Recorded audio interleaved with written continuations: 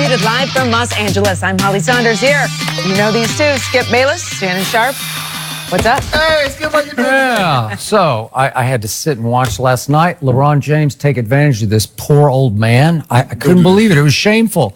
Just shameful. You like that fourth quarter? Really? He's a poor old man. He's on his last legs. He's got two bad knees. And then what happened? Yeah. Put that D on him. Yeah. Did you see LeBron listen. can't play D? Yeah. Seed him up. 6'9" versus 6'4". I think I'll take 6'9" every time. You know what, That's just Skip? me. You need I to don't stop. know. I don't know. Hi, Holly. Good Yeah. morning. I was upset about that, but I'm more upset about what we're about to talk about Why? right now. He wants to get right into it. You like Vegas. Yeah, well, not anymore.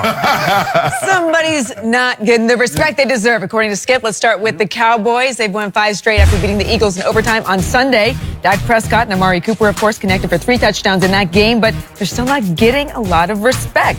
Dallas opened as a 3-point underdog for Sunday's game on the road against the Colts. And on the other side, the Colts are also on fire, though, winning 6 of their last 7. So, Shannon, should Dallas be an underdog? I believe they should, Skip. For the simple fact, I believe Indy has been equally as hot as the Dallas Cowboys. As Holly read, they won their last 6 out of 7, and the only loss came in a 6-0 ball game loss to Jacksonville. And if you look at Andrew Luck, he's playing at an MVP level. He got off to a slow start, and we questioned, is his shoulder healthy? Is he healthy? But if you look at him since this winning streak, he's been unbelievable. The Colts do a great job of protecting him. The Colts offensive line is second in sacks allowed. He's only been sacked 16 times. And what happened early in his career, Skip, he got beat up. A lot of it, his offensive line didn't protect him. And a lot of it, once he broke the pocket, he didn't know when the journey was over. He was unwilling to get down or get out of bounds. He was trying to always fight for those extra yards. And it ended up costing him a season and a half, a lot of season 2 injuries. You look at the Colts defense, they're good against the rush, 8 against rush, 6 against rush yards allowed. And they're a different team at home. We saw what the Cowboys were able to do at home. They beat a very, very good New Orleans Saints team, stymied them, held them to 13 points. Drew Brees were in the catbird seat for the MVP, and thanks to the old Cowboys defense. I like old Cowboys defense. Yeah. They did a number on him and got my homeboy back in the front. And they did a very good job against Carson Wentz. He did not look very good early on in that ball game, although he had some great throws late. So, Skip, I get it. Vegas is looking at it like, you know what, guys, I understand. But Indy is very good at home. They've been very good of late. And I can see this basically what they're saying, because the home team normally gets 3 points. So they're basically saying this is really a pick 'em game. So, and I'm going to pick, and you already know I'm picking. Are you? Yeah, I'm going to start to get some of my cases back this week. So, Shannon Sharp has still not learned his lesson. Again and again and again, he doubts. And again, he loses case after case of Diet Mountain Dew. Okay, I'm hard-headed. Breakfast of champions, the nectar of the gods. And once again, you're going to fall even deeper into the swimming pool of Diet Mountain Dew that you have lost to me already, because you lost another case. So we're up to 11, but we have 6 cases pending on the outcome of the NFC East. And I now lead that by 2 games with 3 games to go. So it could be clinched if my Cowboys shock the world and go up to Indy and somehow win yet another game. So, as you know, I always guess the odds before I look at them. I looked at them this morning at 2:15 a.m. and I fell out of my chair, just like I was falling out of my chair Sunday late in the Cowboy game. So you thought the Cowboys would be favored? I did usually I think, okay, what's the worst case? I thought it would be pick 'em at the worst case.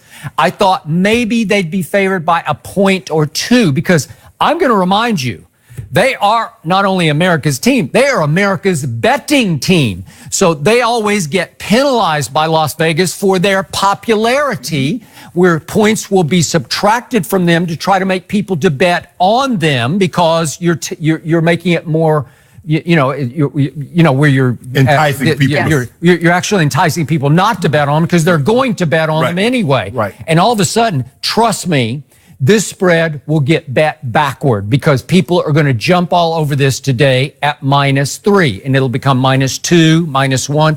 I'm not going to be shocked if it finishes at Cowboys at Pick'em, because Las Vegas clearly is still not buying into the Cowboys. And I am shocked by that, because they are already buying completely back into Andrew Luck. And finally, after all these many years, he is starting to live up to his pre-draft hype. And I was never the biggest Andrew Luck fan, as you well know. Going into that draft, I said, I'm taking RG3 barely. I loved what Washington did to go up and get RG3. And he backed me up for 1 year. He was the offensive rookie of the year, and Andrew Luck struggled. And Andrew Luck turned into a beat-up, knocked down, dragged out turnover machine for those first, 4 years of his career. Right. And he was just a disaster shell of himself because he took a shellacking. So they've shored up their offensive line. They took the kid from Notre Dame, the guard, and they're much better. And they have been arguably the hottest team in football, unless we can make a case that my team's the hottest team in football. So the two seasons have carefully, closely mirrored each other, right? Because these guys started out 1-5. They finally got to 3-5, which is where my team hit bottom at 3-5 after the Monday night game, the debacle to Tennessee, right? Yep. That was your golden shining moment of this football season, and I was down for the count. But since then, would you believe Las Vegas keeps saying no, no, no, no, no to the Dallas Cowboys? And would you believe over the last 5 games, they have beaten the spread all 5 times? So they have covered 5 straight games. And the last 4 times my Cowboys have been underdogs, they have won the game outright. Yeah. How many times did that happen? And may I count the ways quickly? They were underdogs to Jacksonville when Jacksonville was still riding high, the number 1 defense. Stop. I'm starting because that's where it all started. And that was the one aberration game. There was no Amari Cooper for that game. Dallas 40, Jacksonville 7 as a 3-point underdog. And then they go to the Eagles when everybody had written them off, including the man across the table from me who was just doubling down on every bet. And they were 7.5-point underdogs, and they won the game outright on the field, 27-20. Then they go to Atlanta, and I doubted them. I didn't think they could win Atlanta because Atlanta was still flying pretty high. No, they hadn't. No, they were not. Look at Atlanta now. Point. Atlanta was a 3.5 favorite at home, and somehow Dallas won 22-19. And dare I bring back up the Saints game? Saints came in 7.5-point favorites, and that quarterback was playing the greatest quarterback we'd ever seen any quarterback play up to that point, and it wound up 13-10, my defense. If you don't mind me asking, who went on the road last week and beat the hottest team playing currently, the Texans? Andrew Luck did. Okay. So I give you that. And I look at what Andrew Luck has been doing, and he has been simply the hottest quarterback in pro football over the last 7 games. What's that? Second. Well, I mean, but over the last 7, I'm going to have to give him the nod.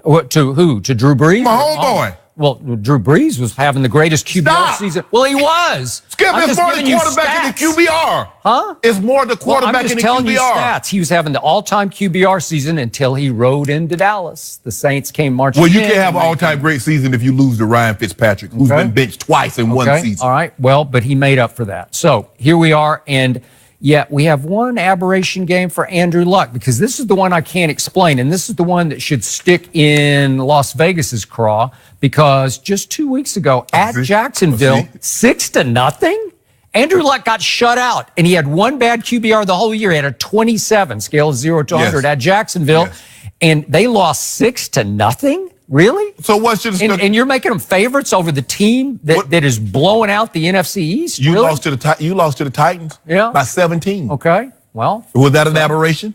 No, that was called hitting bottom. You lost to Washington. Yeah.